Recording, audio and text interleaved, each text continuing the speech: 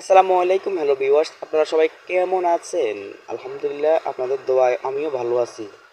আজকে আমি আপনাদের মাঝে আরও একটি আকর্ষণীয় ভিডিও নিয়ে চলে আসলাম। এটি হলো টিনের ঘর।